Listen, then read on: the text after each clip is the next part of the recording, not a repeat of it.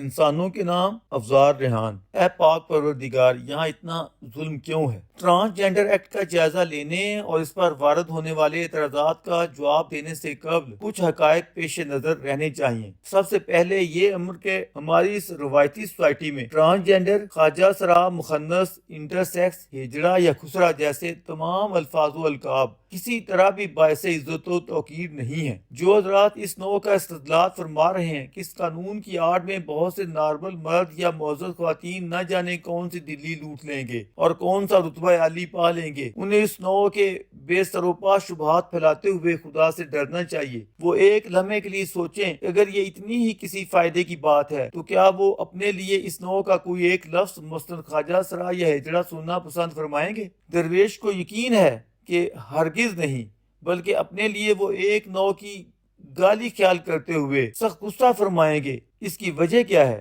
وجہ یہ ہے کہ ہماری سوسائٹی بنیادی طور پر میل ڈومینیشن یا میل شاونزم پر استوار ہے۔ یہاں تو کسی مرد کو مذاق میں بھی زنانہ اوصاف کا حامل کہہ دیا جائے تو وہ یقیناً اسے اپنی توہین خیال کرے گا۔ یہاں تو کسی روتے ہوئے آدمی کو دیکھ کر فوراً فکرہ کسا جاتا ہے، او بھائی مرد بن، کیا عورتوں کی طرح ٹسے بہا رہا ہے۔ دوسرا ہجڑا یا خواجہ سرا تو بہت بات کی بھاری بات ہے۔ ترس آتا ہے ان بد نصیبوں کی حالت زار دیکھ کر۔ انہیں جو بھی ملتا ہے ان کی کمتری کا احساس دلانا ضروری خیال کرتا ہے، یا نفرت و حقارت سے دیکھتا ہے، یا کوئی نہ کوئی گرا ہوا فکرہ چست کرتا ہے۔ کیوں؟ اس لیے کہ ہماری سوسائٹی بحثیت مجموعی ان کے ساتھ ہمدردی یا تعلق رکھنے والے کو بھی نفرت سے دیکھتی ہے۔ کسی کے گھر میں اس خامی، کوتاہی یا بیماری والا بچہ پیدا ہو جائے تو اس کا دکھ کوئی اسے جنم دینے والی ماں سے پوچھے جو ساری زندگی رو کر گزار دیتی ہے۔ گھر والے عزت کے ڈر سے اسے نکال باہر کرتے ہیں اور وہ معصوم دھکے کھاتا مارا مارا اپنی نوع کے گروہ تک رسائی کرتے پہنچ جاتا ہے۔ ہماری اسلامی سوسائٹی میں کبھی کسی نے ان مظلوموں کے دکھوں کو سمجھنے کی کوشش کی؟ الٹے ہر مجلس اور ہر محفل میں ان کا تمسخر اڑا کر اور جلی کٹی سنا کر محظوظ ہوا جاتا ہے۔ کئی مواقع پر نوبت یہاں تک پہنچتی ہے کہ انہیں گنہگار قرار دیتے ہوئے اسی نفرت کے ساتھ قتل تک کر دیا جاتا ہے۔ ابھی پچھلے دنوں پشاور میں 3 خواجہ سرا قتل ہوئے تو ابھی اور کراچی میں بھی قتل کی ایسی دردناک وارداتیں ہوئی۔ کئی دفعہ اس نوع کی خبریں آتی ہیں کہ ہجڑے کے چہرے پر تیزاب پھینک دیا گیا۔ ہمارے مذہبی لوگ کیمروں کے سامنے جو مرضی ہانکتے رہیں۔ سچائی یہ ہے وہ ان مخنثین کے خلاف ایسی روایات سناتے پائے جاتے ہیں جو اس مظلوم کمیونٹی کے خلاف محض حقارت و نفرت بھرے احساسات ہی پیدا کرتی ہیں۔ کاش درویش وہ تمام روایات و مقدسات یہاں تحریر کر سکتا۔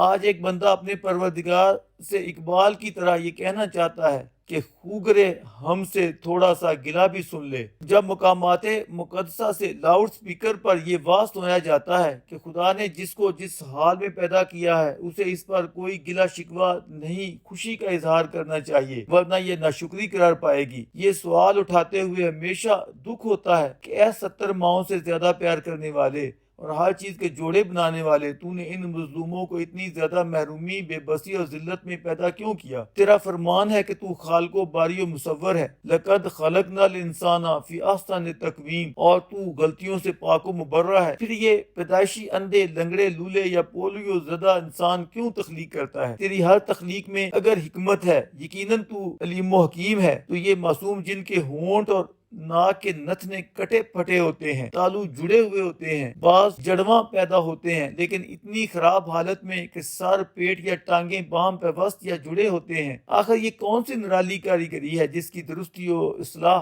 یہ انسان تیری کسی غیبی امداد کے بغیر اپنے بل بوتے پر سر انجام دیتا ہے؟ صدیوں سے پولیو زدہ قابل ترس و رحم بچے پیدا کر کے تو کافروں ہی نہیں مسلمان گھرانوں میں بھی بھیج رہا تھا، لیکن مغرب کے کافروں اور ملحدوں نے تیری ان پیدائشی کوتاہیوں کا علاج کرتے ہوئے اپنی محدود استعداد کے باوجود پولیو کو بڑی حد تک دنیا سے ختم کر دیا ہے، مگر تیرے نام لیوا آج بھی لاہور اور پشاور کی گلیوں میں ہمیں پولیو قطرے نہیں پلانے دیتے، اسے نسل کشی کی یہودی سازش قرار دیتے ہیں، اور تو انہیں ذرا ہدایت نہیں دیتا کہ انسانی خدمتگاروں کی یوں حوصلہ شکنی نہ کرو۔ لڑکوں کی طرح لڑکیاں بھی تیری ہی تخلیق ہیں، لیکن تو انہیں کمتر کیوں بتلاتا ہے؟ مردوں کو قوام ٹھہرا کر ان کا رتبہ عورتوں سے بالا تر کیوں رکھتا ہے؟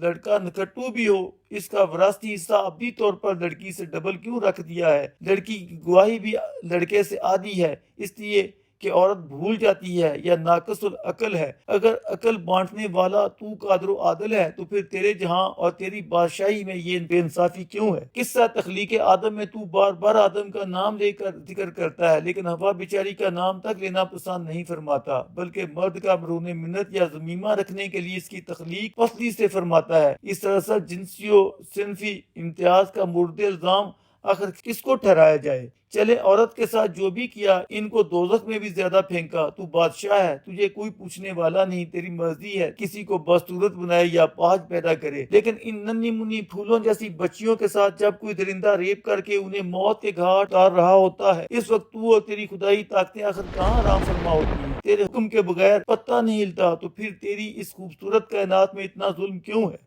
تیرا دعویٰ ہے کہ تو اپنی اس کائنات میں اپنی اشرف المخلوقات کو اتنی نعمتوں سے نوازتا ہے کہ انسان تیری نعمتوں میں سے کس کس کو جتلائے گا؟ مگر ٹرانسجینڈر یا ہجڑے کے ساتھ جو پیدائشی ظلم روا رکھا گیا ہے، وہ محروم و مقہور تیری ان نعمتوں سے کیوں کر مستفید ہو سکتا ہے؟ اگر کوئی کسر رہ جاتی ہے تو صبح و شام تیرا نام جپنے والے تیرے دین کے لمبردار ان مظلوموں کے خلاف بڑھاس کا کوئی موقع جانے نہیں دیتے، ان کی زندگیاں اس دنیا میں جہنم بنا دیتے ہیں۔ اگر دنیا کی خوشیاں حاصل کرنا ہر انسان کا پیدائشی و فطری حق ہے، تو پھر تیرے یہ اسلامی لوگ کون ہوتے ہیں تیری اس کمزور ترین اور معصوم ترین مخلوق کا بنیادی انسانی حق چھیننے والے؟ ذرا ذرا سی بات پر تیرے یہ وحشی فرما بردار لواطت کے نعرے لگانے لگتے ہیں۔ کیا انہیں معلوم نہیں ہے کہ یہ لواطت کیا ہے اور اس کے معنی کیا ہیں؟ کیا وہ نہیں جانتے کہ حضرت لوط علیہ السلام تیرے ایک پیغمبر تھے، سیدنا ابراہیم کے بھتیجے، اور تیرے اس نبی کے مبارک نام کو یہ لوگ ایک منفی فعل سے جوڑ کر تیری کون سی عزت افزائی یا تیرے دین کی کون سی خدمت کر رہے ہوتے ہیں؟ اے 70 ماہوں سے زیادہ مہربان خداوند، تو نے اپنی اس پیاری مخلوق کے کچھ بد نصیبوں پر جس نوع کی بادشاہوں جیسی مہربانیاں فرمائی ہیں، شاید انہی کی وجہ سے تجھے اس نوع کے مورخ مسلمان عبادت گزار ملے ہیں۔